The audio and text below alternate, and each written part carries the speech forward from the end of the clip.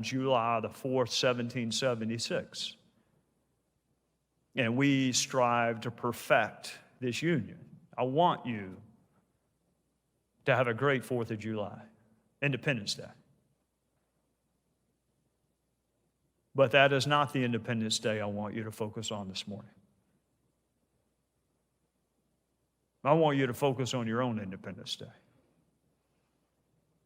and whether you've had one and whether you want one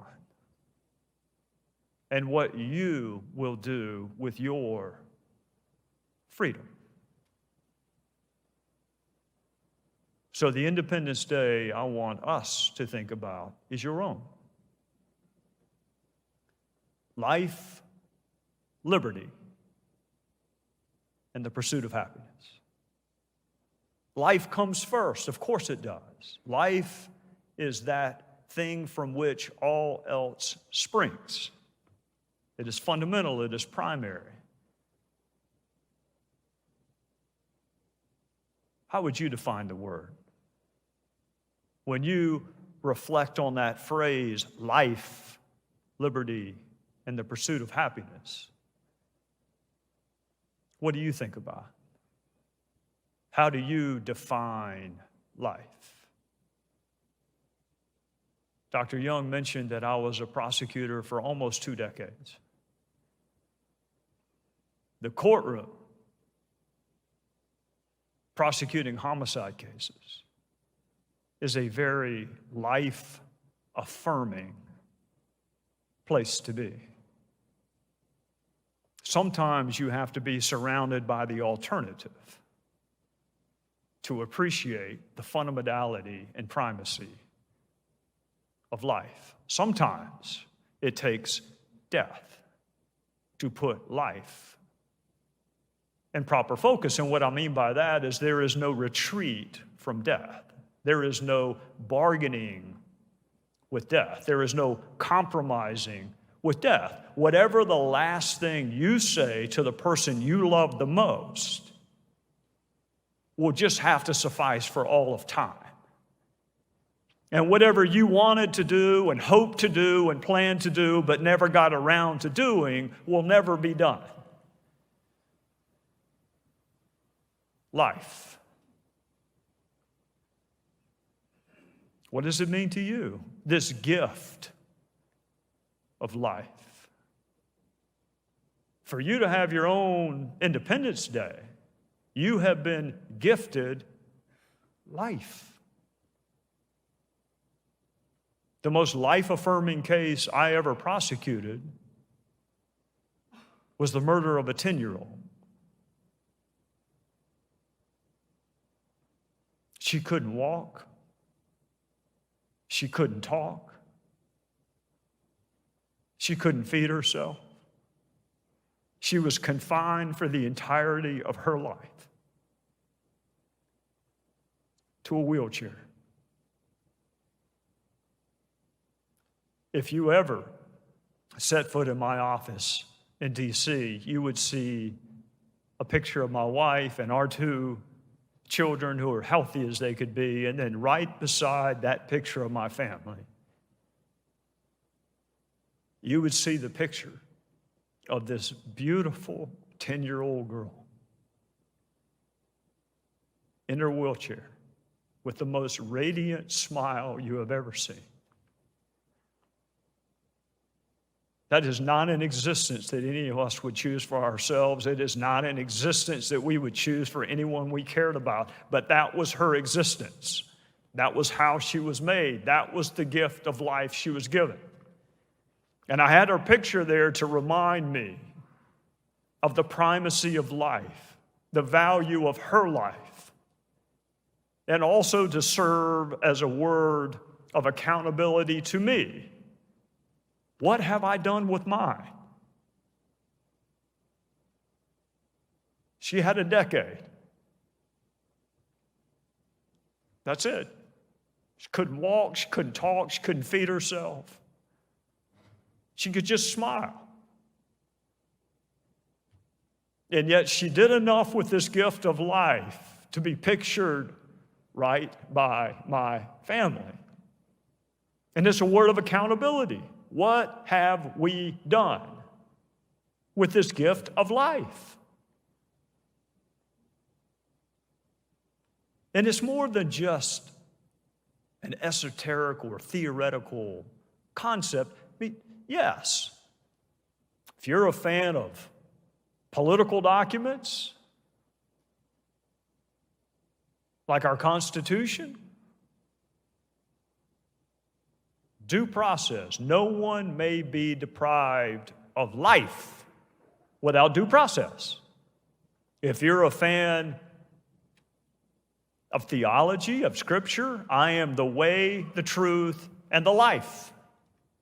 If you're a fan of literature, Dostoevsky writes about a man confined to a cast iron chair with nothing around him. Remember this. I mean, think about being surrounded on all four corners by voidness and nothingness. Just a cast iron chair. Nothing to your east or west, nothing to your north or south.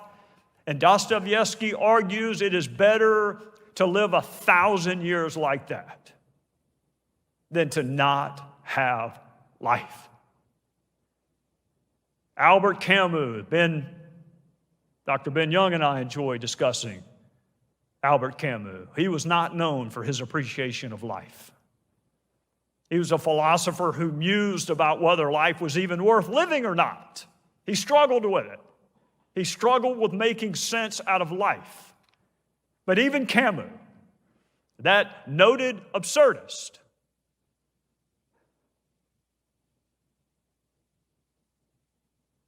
said, even when I am in the midst of winter, I find within myself an invincible summer. Life. There's a reason it's first. There's a reason you should focus on it first. If you're contemplating a day you can look back upon and said, that's my day of freedom. You have been given life. What have you done with it? What have you done with this gift you have been given? What remains to be done that you should do? What will your legacy be? And I can hear some of you musing to yourselves, legacy is not a word you should associate with me. I'm not famous, I'm not rich. Every single one of you will leave a legacy whether you want to or not. Every one of you. The question is, will it at all outlast your last breath? The way I view life is I was given a blank canvas. That was the gift, a blank canvas. And we don't always get to pick the colors of the palette. I'd love to be able to sing. I'd love to be able to play a musical instrument. Those aren't the paints that God gave me. But you've been given some colors too.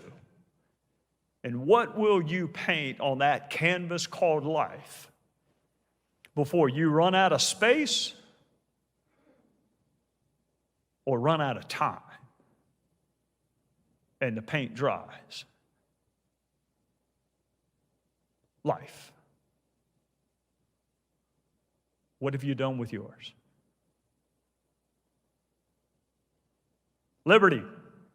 That's another word. We think we know what it means. I think I could define it, maybe, probably. What does it mean to you? Liberty. The freedom to do what? We all say we want to be free. You want to be free to do what? Well, freedom of speech, the freedom to assemble, freedom of worship, freedom of association. That's what freedom means. Yes? Those are affirmative definitions of freedom, the freedom to do something. How about the freedom from something? It's helpful to me when I try to figure out what something is to think about what it is not. What is the antithesis, the antonym of freedom to you? For me, it would be physical restraint. It would be confinement. It would be the inability to make decisions on a day-to-day basis for myself. It would be a restriction. And as soon as I say that, I think of POWs that I used to serve with that yet found freedom even while they were prisoners of war. The Bible is littered with instances of people who were imprisoned and yet found freedom. Daniel and Joseph and Peter and Paul and Jeremiah.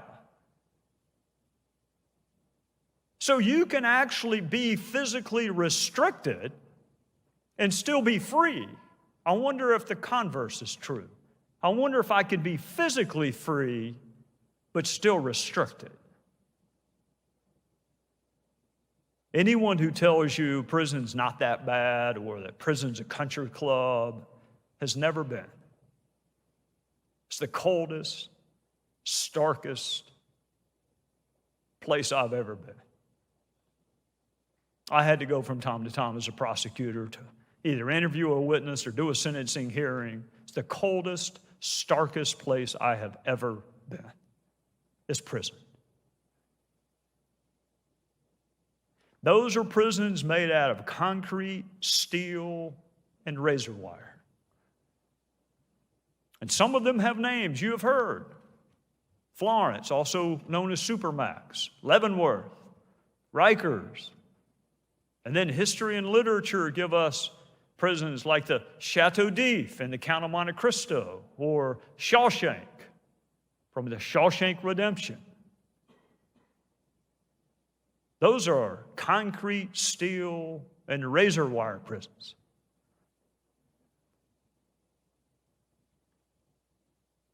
What is the name of your prison? What have either you named your prison or you allowed someone else to name it for you? Prison is not just concrete, steel, and razor wire. Pride can be a prison. It was the first sin. It'll probably be the last sin, and it'll be the sin committed most in between. Pride is a prison. Guilt is a prison. Substance abuse is a prison. It is a maximum security prison. It is hard to get out. Racism is a prison. Racism is a prison. You may think that the hatred of other people based on immutable God-given qualities damages that other group or person. It really just kills you.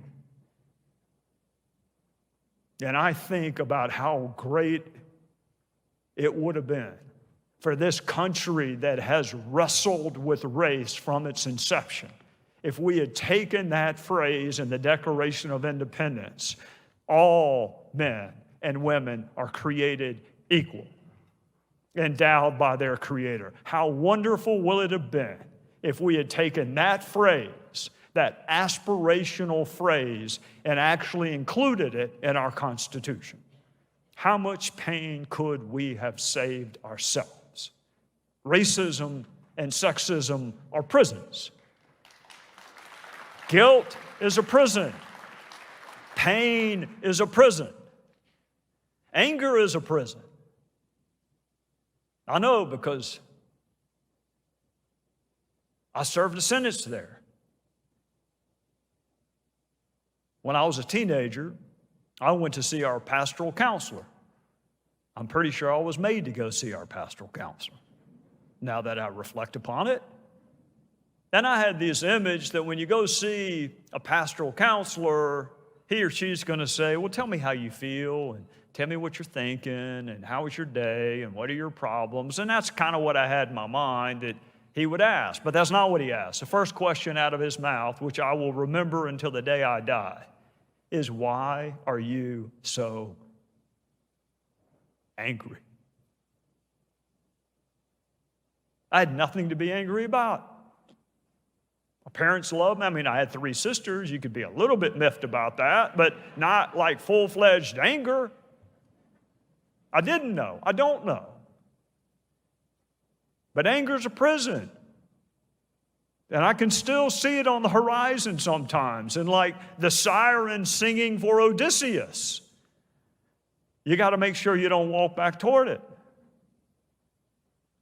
And I'd love to tell you, I wish my theology were perfect and I could argue to you that it was God that gave me the keys to escape the prison of anger. I'd love to tell you that. God gave the keys to a 5'4" brunette with the most beautiful blue eyes I have ever seen in my life and the most radiant smile I have ever seen in my life, that I have lived with for more than 31 years. That's how I escaped the prison of anger. Doubt is a prison. I'm so grateful that Ben Young wrote a book about doubt, because it takes a lot of faith to write a book about doubt. Cynicism is a prison. Skepticism is a prison. What is the name of your prison? What keeps you from experiencing the liberation, the freedom that you want, that you need, so you can fully paint this canvas the way it was intended to be painted? And are you tired of serving the sentence? Are you tired? And yes, I know there's a familiarity. There's a scene from Shawshank Redemption where one of the characters has served a sentence and he's been paroled. He's been let out. And he can't function.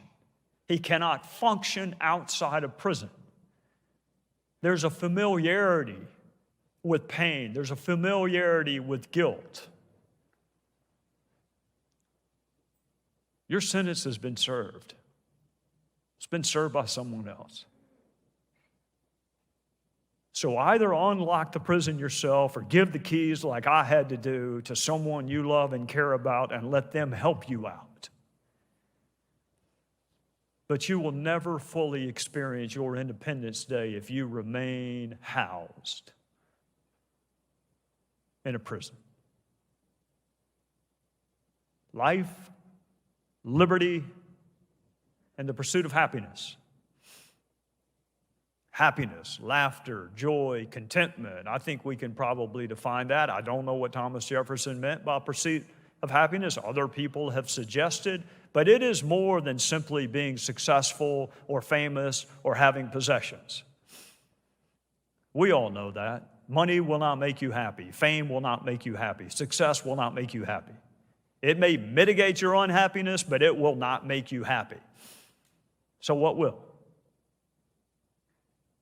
I would encourage you to substitute in your own personal day of independence another word for happiness. I hope you find it along the way. I hope it finds you. But I would encourage you to substitute significance. Life, liberty, and a pursuit of significance. A life that matters. A life that registers. How do you do that? You find something or someone bigger than yourself. My experience in over half a century on this earth is the happiest people, the most content, the most joy-filled people that I am around are the ones who spend the least amount of time thinking about themselves and the most amount of time pursuing either helping others or their version of serving God. Those are the happiest, most content, ergo most significant people. And I start with my wife. I have never genuinely seen someone that is happiest doing things for other people, which works out great in our marriage because I'm also happy when she's doing things for me. So it's been a wonderful marriage. She's gotten the short end sick of it, but she still seems happy. She literally derives joy. She's a first grade school teacher. Speaking of prisons, I mean, that would put me in a prison, having to be around other people's children all day long. She's content. I have 2 coworkers, 2 that I have worked with for closing in on a decade. They are happiest doing things for other people. They have found something bigger than themselves. They found significance.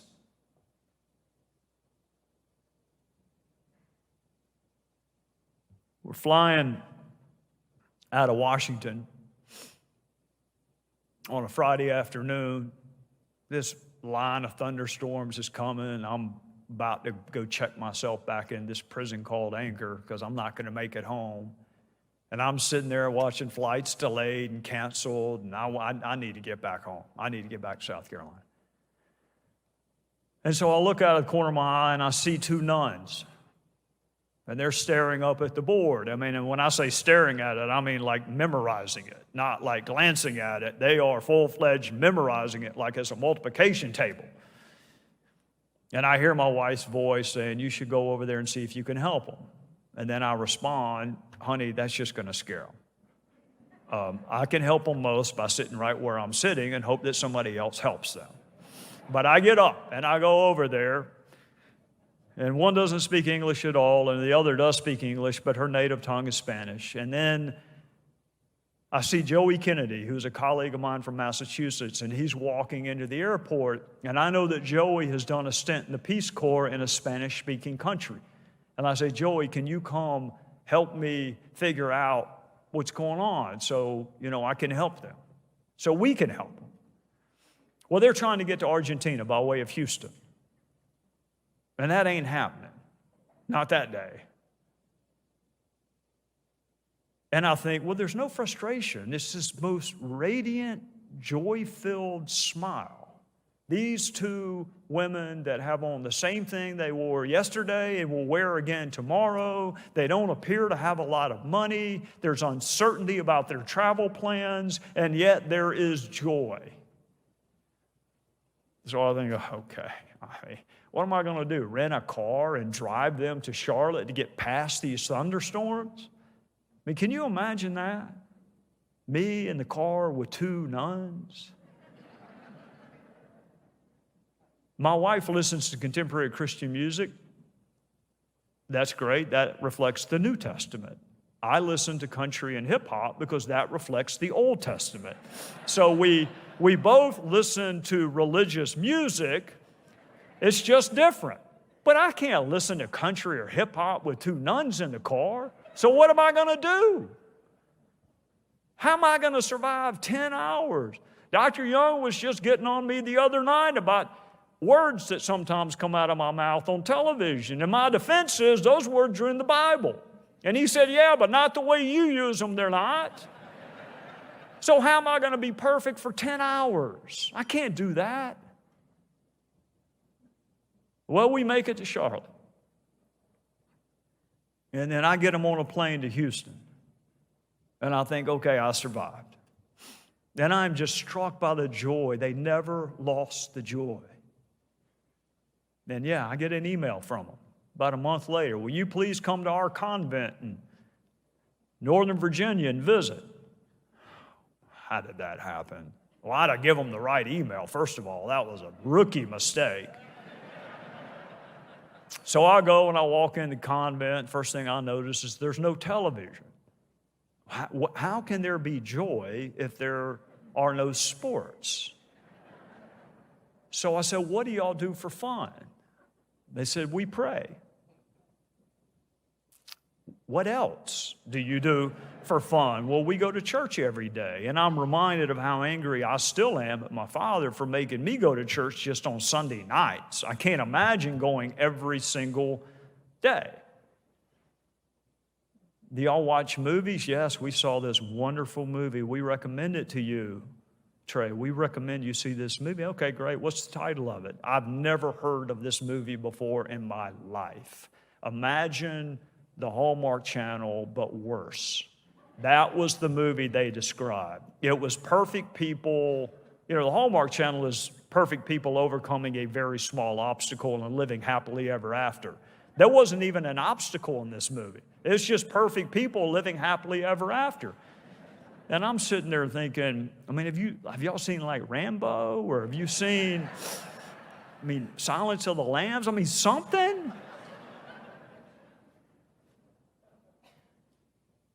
They were content.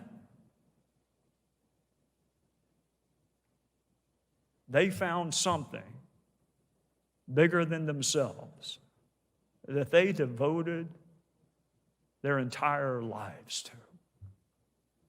That is my dominant recollection of my interactions with these two sisters, is joy, contentment. By our standards, they had no possessions. But they found something bigger than themselves, and that's what they devoted their energies to. So you've been given the gift of life. You've been given this blank canvas. And whatever paints God gave you, He expects you to use. And no matter where you are in life, there are people from young to about my age in the audience today. And if you're young, that canvas is virtually clear. And if you're my age, there may be less room. But whatever room you have, what will you paint?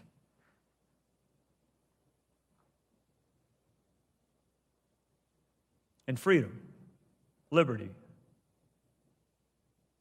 How long will you stay in the name of whatever prison currently has you? And aren't you tired of it? Aren't you tired of it?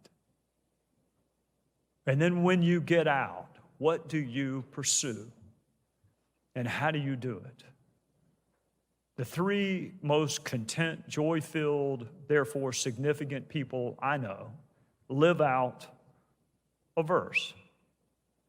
But seek ye first the kingdom of God. And all these things shall be added unto you. And if you're looking for a roadmap, if you say, that's great, what does it mean? Where do I start? I need more practicality. Go read the Beatitudes. Blessed are. I was reading them a week ago and was just embarrassed at how few of them I could check off. Blessed are the meek, the ones that love justice and mercy, the ones that empathize with others. Blessed are.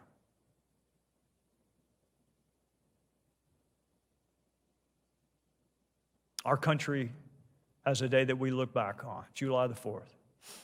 Hope you have a great holiday. Do everything you want to do. Do you have a day that you can either look back on as the day of your own independence? And if you don't, if you want to be free, the Son can set you free. And if the Son sets you free, you are free indeed. And if you want to live a life that matters, significant, legacy, impacts others, following His teachings will be tough, will be a challenge. But you will lead the most significant life that you possibly can. And it will not come from fame, and it will not come from success, and it will not come from political office. None of the happiest people I know have ever had any of those. And yet there is joy. What is your Independence Day? My prayer for you is that if you have one and you can't recall it, that recollection be refreshed. That recollection of what you once strove for be renewed within you. And if you've never had one, that you will embrace the reality that you've been given a gift. And you need to either free yourself or go to someone else who can help you be free. And then you begin to pursue what some call happiness,